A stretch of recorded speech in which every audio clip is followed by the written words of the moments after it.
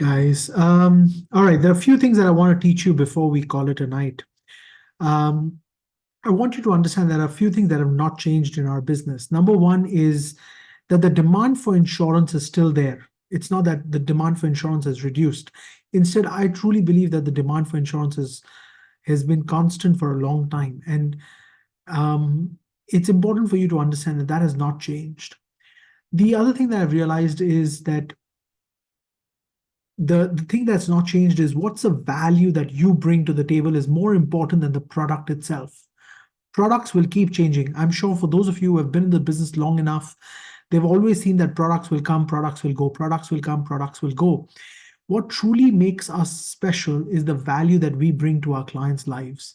So that has not changed. The product is not what makes this business special. What makes this business special is what value you bring to the table. The third thing that has not changed, unfortunately, is that insurance, unfortunately, is still a push product. It's not a pull product. People are not actively looking to buy insurance. So while that is a trend that's moving towards what we call commodity products, like travel insurance, home insurance, car insurance, life insurance, or what we call holistic financial planning or estate planning is still a push product. It's very rare that we would be able to find people that would look for us as advisors. The other thing that I want you to understand is when it comes to around the New Year season, right? There are three things that you should be doing. Number one is conversation around gifts. Instead of having conversation with clients about instead of creating seasonal gifts, why don't you create gifts forever? Guys, we are the only product in the world that allows families to plan for gifts forever. We have products that can outlast 1, 2, maybe 3 generations, right? So why not plan about having gifts forever instead of having just seasonal gifts? That conversation is something special. It's a great way to have that conversation with people, guys. It's something different. The other thing is that what is the business plan that you have for 2024? If we are planning our business for 2024, what are clients doing to plan for their business in 2024? Why not have that conversation with your clients that what are you planning to do with your business over 2024? What's your plan? What is the thing that you will change that will make 2024 even better? So when you talk to your clients, ask them, are they looking for new suppliers, new buyers? Are they looking to open up something new? Why not you use your network to connect your clients with your network? This is one of the most important things. The third thing and the third most important learning point that I want you to have is conversations around legacy and estate planning. If you're not having estate planning conversations, you're losing out on a huge market that's around you. We're going to have three major challenges in 2024. Premiums will increase. Guys, as we find out all the different things that are happening around the world, premiums in 2024 are expected to increase. Interest rates and the movement of funds is going to be another challenge. We don't know whether interest rates are going to go down, but although we expect them to go down, we don't know how long they will stay stagnated at the level they are. Money is moving between different assets. The question is it moving into your asset class? Insurance is also an asset class. So when money moves from one asset class to another asset class, the question is how much of that moves into our asset class? If you're not able to bring that money into the insurance business, you're losing out on an opportunity. Number 3, underwriting is going to be stricter in 2024.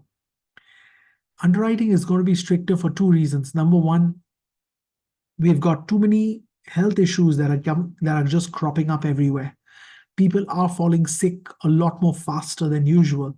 So underwriting will be an issue. And that's why it's very important that I need you to understand that it took me 22 years to figure this out. But the right conversation should always be about asset structuring. Now, asset structuring is about a combination of tax planning, insurance, company structuring, as well as the legal and compliance structure. These 4 elements is what asset structuring is about. So what should advisors be doing to get into this kind of business model? Number 1 is you need to understand that There is only so much life insurance that a person can buy. I want you to think about this. If you want to buy $1 billion of life insurance, you can't buy it because there is no capacity. So the largest insurance policy you can probably buy is about $300 million. Now, if your net worth is $1 billion, 300 million is about 30%. But if your net worth is $10 billion, $300 million is about 3% of your net worth. So I want you to understand that as clients' net worth grows, insurance policies become less valuable to them.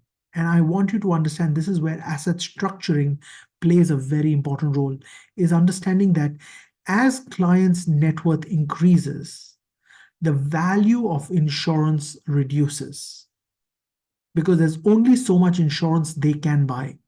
You can't buy more than that.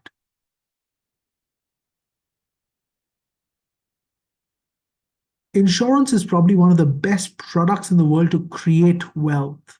However, its impact becomes lower and lower as your net worth increases substantially. So, as we have more and more billionaires being created in the world, the value of life insurance starts to diminish unless you can build capacity. And this is where the next problem starts, is that selling more than $10 million worth of premium was a challenge, even when the clients were willing to pay for it, right? Because there was no capacity to absorb that premium. The second problem that I identified was high net worth clients always come with their own team of lawyers and accountants.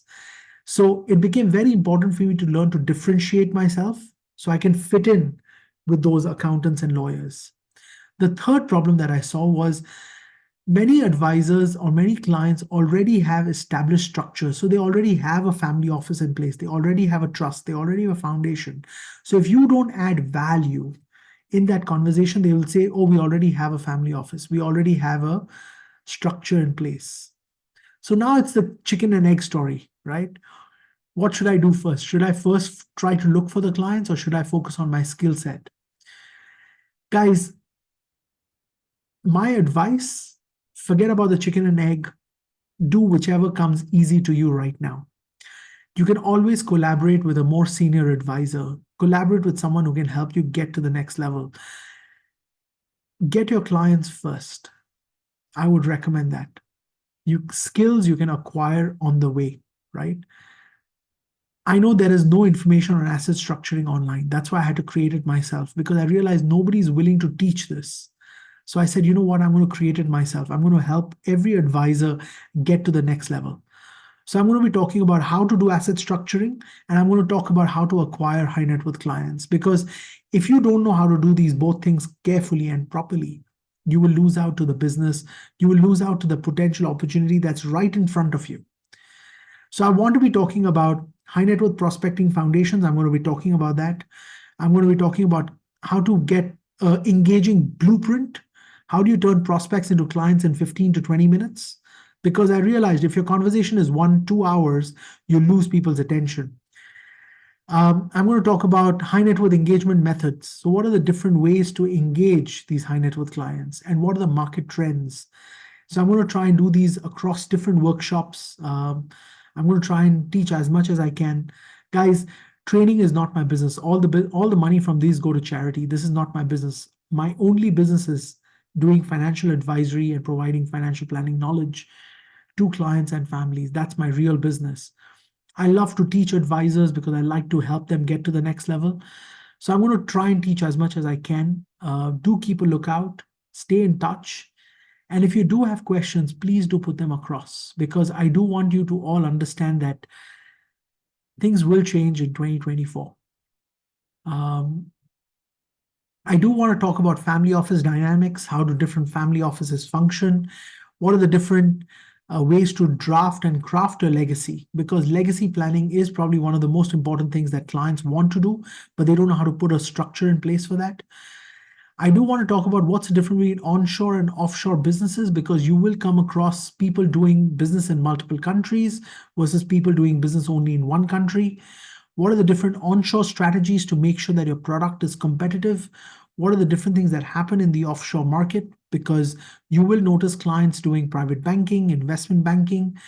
What are the different ways that corporates are structuring themselves to be very tax efficient. So the high net worth market with asset structuring is going to be my strategy for 2024. This is where at least everyone having a net worth in excess of $10 million, what should be the strategy that they use? Now, I do know that there are 3 questions that have come across that I do want to answer them. That's Sanjay, how do I explore the high net worth market? Guys, if you want to explore the high net worth market, you need to understand where high net worth people can be found.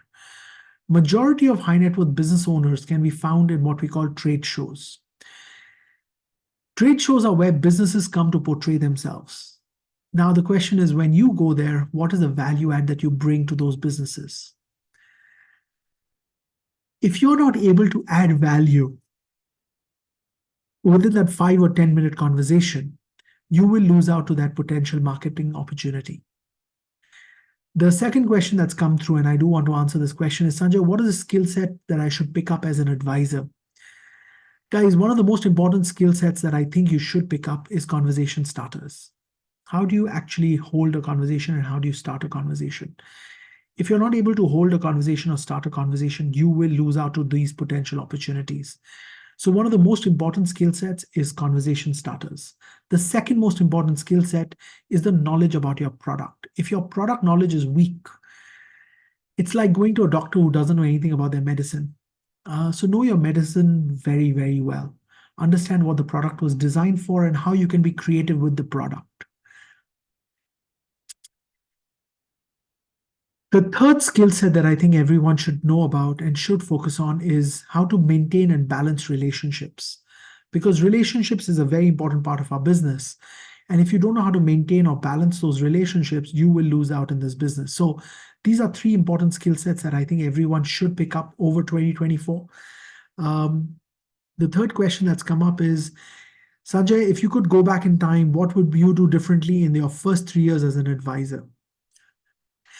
Guys, in the first 3 years as an advisor,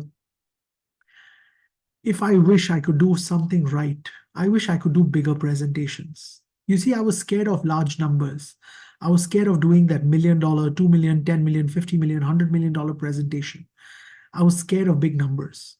If there's one thing that I can tell myself to the Sanjay 23 years ago was, I would tell him, Sanjay, I wish you did bigger presentations. Guys, don't get scared of numbers. Numbers are just numbers. I love Indonesia for that, because in Indonesia, everyone talks big numbers, right? Everyone's talking millions and hundreds of millions and billions. So guys, it's only about the currency that changes, right? So I want you to get into the habit of doing large presentations. Don't get scared of large numbers. And that's what I would tell you. Guys, there are 3 things that I want you to focus on for 2024 before I call it a night. Number 1, I want you to focus on your target. Please set your target correctly. If you don't set your targets, you don't know what you're working towards. Number 2, put your prospect list together. Who are you going to work with over 2024? Like Marlon said, there are 2 lists that you should have, your ideal clients and your COIs. And number 3, what will be your specialization? Will you be focusing on risk management? Will you be focusing on asset management? Will you be focusing on corporate financial planning? Will you be focusing on family office management? What would you be focusing on in 2024? Choose a specialization. So these are 3 most important things that I want you to focus on. And if you understand the mantra for 2024, it's about asset structuring. Learn about asset structuring. It will help you get to the next level. Guys, it's been an absolute pleasure spending this evening with you, and I wish I could spend more time, but we will get this opportunity again. Like I said, I do love teaching. If you are willing to learn, I'm willing to teach. And I'm always willing to teach because I truly believe that advisors need to get to the next level. My target this year is to try and do 1 COT every day. So I am focusing on that. I did have a fantastic 2023. I'm not complaining at all. On the contrary, I overpassed and surpassed my own expectation. I did 1,200 MDRT last year, and I would love to share everything that I do.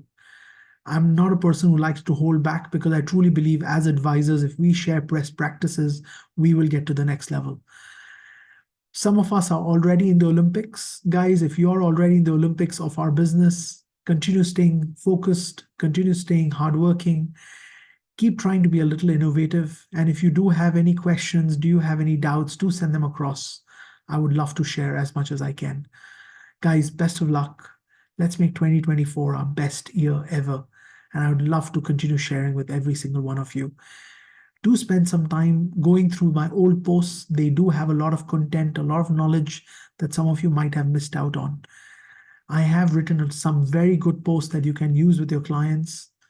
Make 2024 your best year. Don't leave out. Today is only the 6th of January. If you haven't got your business started, you haven't got your production started, it's time for you to push it. I want to thank Marlon, Kaka, Meteor, and Mauricio for sharing their ideas. And guys, let's do it together. Let's make financial planning easier and happier for everyone. Like I said, if you're willing to learn, I'm willing to teach. God bless, stay focused, and best of luck for 2024. Take care, guys. All right, thank you, Dr. Sanjay. We won't do Q&A today, but I see that actually people put in a lot of great questions. We have collected them, and we'll definitely address them in the future posts or something like that. And I think it's like Dr. Sanjay said, it's only the 6th of January. It's still very, very early days to plan for a wonderful 2024 and to hit all your goals. Again, thanks to everybody that came down for today's panel. And I think we also hit like a peak of like 2.5, 2.6K people today from all over the world, from all different time zones. So thank you for that as well. It's been wonderful hosting this session, Kickstart 2024. Again, we have a little information regarding the asset structuring club. I think that's what we're calling it, the ASC club. So if you want to find out more information about that, go to mentor.sanjaytulani.com/ASC info. That's ASC INFO. All right, so that's like a mini course that Dr. Sanjay and the team put up. There's tons of content there for you to learn about asset structuring. Okay, and if you're also interested to find out about future seminars or future sessions like this, we definitely have a lot more coming up. I think probably in February, the middle of the year, and in September as well. And of course, for all of it, if you're really interested, we also have big case closer for this year. I think the session is, I believe, open. We have a mastermind. It's happening in February on the 20th and the 21st. So that's also, if you're interested, you can go and check out bigcasecloser.com. All right. So thank you again for attending Kickstart 2024. We hope you have a wonderful rest of the year. Thank you again, and God bless. Bye-bye. From 1 MDRT to over 1,000 MDRT in 2023. Today, I'm finally going to reveal some of the most significant changes that made my career have that exponential growth and how you can get started with it too. Wouldn't it be great if you had that new skill and that new market to bring you up inside 2024? A skill that gives you a competitive advantage over others in the market and allows you to start off with the high net worth market right away. After coaching more than over 1,000 top advisors globally, I realized what differentiates top advisors from the rest is their mastery of the art of closing big cases by entering the high net worth market. Certainly, there are multiple paths to enter the high net worth market and closing bigger cases, but after a decade of testing and figuring things out, I found that the most efficient and the impactful way to kickstart this journey is through asset structuring. That day, I realized, and it made that complete change that I wanted and the way I think. I used to believe that I had to start with moderately affluent clients and then gradually work my way up to be with the ultra rich. But I was wrong. In fact, I've seen many of my mentees start with high net worth clients right from the day one and never look back. And I want to show you how you can similarly start off from the top as well. Would you want to learn about asset structuring? If yes, click on the button below for more information.